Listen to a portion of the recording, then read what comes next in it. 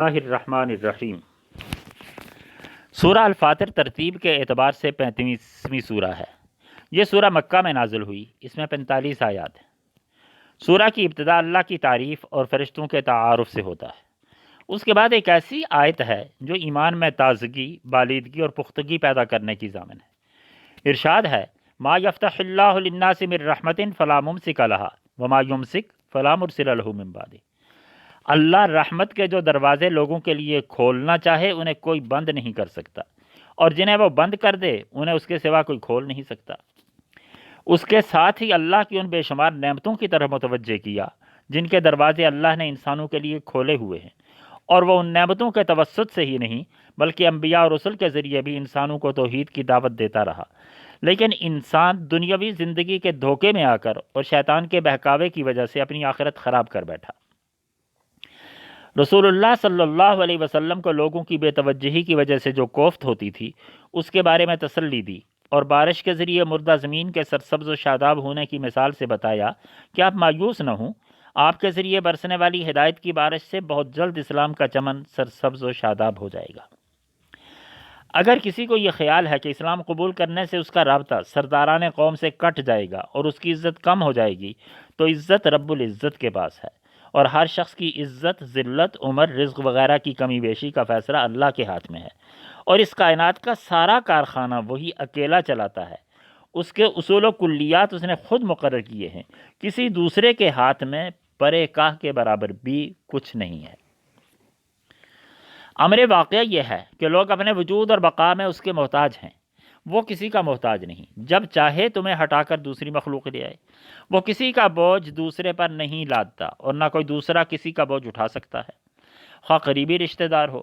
نیکی اور بدی برابر نہیں ہو سکتے، جیسے کہ بینا اور نابینا برابر نہیں ہوتے، روشنی اور تاریکی برابر نہیں ہوتے، سایہ اور دھوپ برابر نہیں ہوتے، زندہ اور مردے برابر نہیں ہوتے، اسی طرح مشرک اور موحد برابر نہیں ہو سکتے۔ اس کے بعد کائنات میں موجود رنگا رنگ مخلوق کی طرف توجہ دلائی کہ ہر شے دوسری سے مختلف ہے، اور ایک ہی زمین، ایک ہی پانی سے پرورش پانے کے باوجود درخت، ان کے پھل، پرندے، انسان، جانور ایک دوسرے سے مختلف ہوتے ہیں۔ اس کے بعد اہل ایمان کے 3 گروہوں کا ذکر کیا۔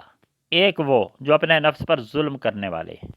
یہ لوگ قرآن کو سچے دل سے اللہ کی کتاب اور محمد رسول اللہ کو اللہ کا رسول مانتے ہیں، لیکن عملاً وہ کتاب اللہ اور سنت کی پیروی میں کوتاہی کرتے ہیں۔ ضعیف الایمان ہیں لیکن کافر یا منافق نہیں۔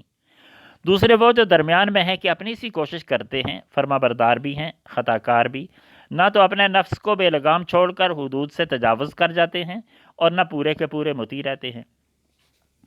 تیسرا گروہ وہ ہے جو وارثین کتاب میں صف اول کے لوگ ہیں، یہ اتباع کتاب و سنت میں پیش رہتے ہیں۔ ان میں تیسرے گروہ کے بارے میں ارشاد نبوی ہے کہ وہ بغیر حساب کے جنت میں داخل ہوں گے۔ دوسرا گروہ حساب دے کر جا سکے گا،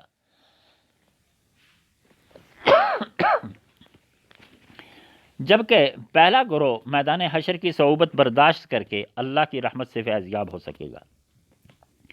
اس آیت کی بنا پر کچھ مفسرین کی رائے یہ ہے کہ اہل ایمان خواہ کتنے ہی گناہ گار ہوں انہیں آتش دوزخ میں نہیں پھینکا جائے گا، لیکن قرآن حکیم کی دوسری متعدد آیات، مثلا سورہ النساء آیت 29-30 میں ہے کہ جو لوگ دوسروں کا مال ناجائز طریقے سے کھاتے ہیں یا انسانوں کو قتل کرتے ہیں، وَمَن يَفْعَلْ ذَلِكَ عُدْوَانًا وَظُلْمًا فَسَوْفَ نُصْلِيهِ نَارًا، ہم انہیں آتش دوزخ میں پھینک دیں گے۔ نیز سورہ الفرقان کی آیات 68 اور 69 میں قتل اور زنا کرنے والوں کے بارے میں کہا ہے کہ انہیں دوزخ میں ڈال دیا جائے گا۔ سورہ کے آخر میں بتایا کہ اس کائنات کی ہر شے اللہ نے انسانوں کو نفع پہنچانے کے لیے پیدا کی، اور اگر وہ کسی وقت یہ فیصلہ کرے کہ اس نے انسانوں کی بدعمالیوں کی وجہ سے انہیں روئے زمین پر سے ختم کر دینا ہے تو وہ سارا نظام لپیٹ دے گا، کیونکہ جن کے لیے یہ سارا انتظام ہے اگر وہ نہیں ہوں گے تو یہ پروٹوکول کسی کام کا نہیں رہے گا۔ وآخر دعوانا ان الحمد للہ رب العالمین۔